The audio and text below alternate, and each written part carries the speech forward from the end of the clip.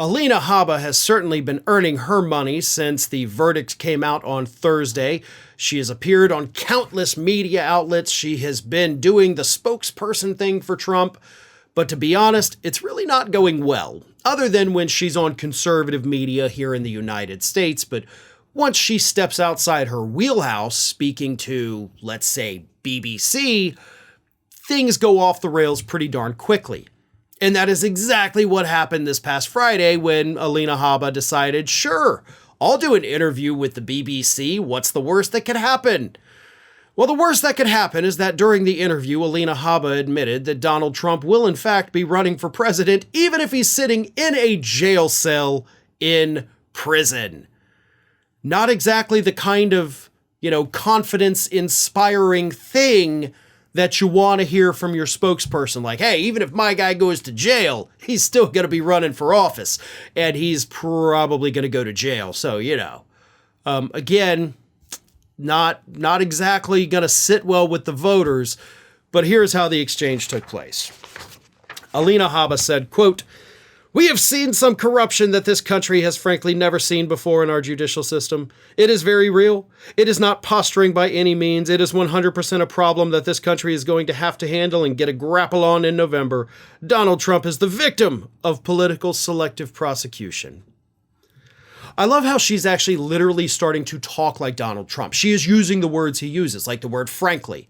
Donald Trump uses the word frankly all the time.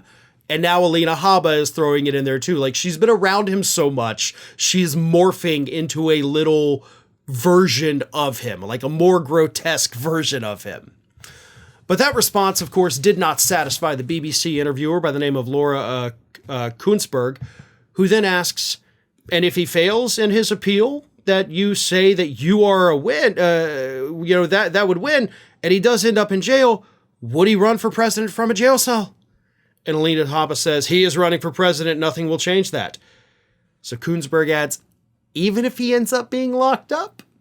And Alina Habba said, again, I recommend you find the latest polls in this country from the people that live in this country, the people that need him in this country, because frankly, there is that word again, it's more important than anything anybody else thinks. Our people are speaking loudly, they're donating, they're small donors, and they're standing up because they're afraid, because we cannot have this happen to us. Okay, so I love how you also throw in a little bit of xenophobia, like, hey, listen, you aren't from this country, you don't know anything, why don't you talk to people in this country? Look at the polls. Okay, well, I did a segment earlier today actually talking about the polls. And Alina, maybe you ought to be looking at those polls, because those polls do not say what you think they say. Yeah, you guys raised, what was it, like $60 million in the 24 hours after the verdict came in. I mean, at one point, the donation site actually broke because there was so much traffic going to it. Why? Because a fool and their money are soon parted. So you had a lot of stupid people out there who said, oh no, a poor pitiful billionaire got in trouble, so let me give the billionaire my hard-earned money. Like, that's just stupid people being stupid.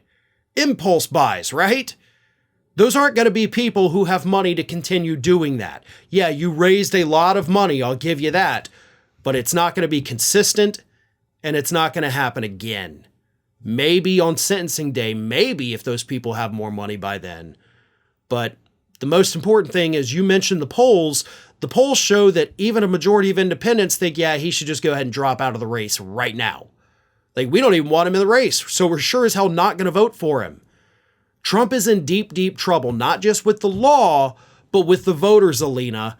And if you're out there telling us he is going to run for president from a jail cell, I don't think that's going to sit well with them either. You know, when he has to do a Skype into a debate because he's in an orange jumpsuit.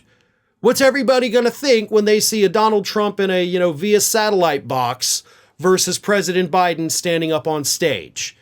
They're going to remember exactly why he's not there. So if you want him to run for president from a jail cell, that's your call. But trust me, the voters are going to be disgusted by that fact. Hey everybody, I don't know if you've noticed this, but we are closing in on a pretty major milestone here at Fair and Balanced as we approach 500,000 subscribers. But we're not there yet, and we definitely need your support. So if you're not already, please do subscribe to the channel, and don't forget, like and comment on the videos and share them as widely as possible.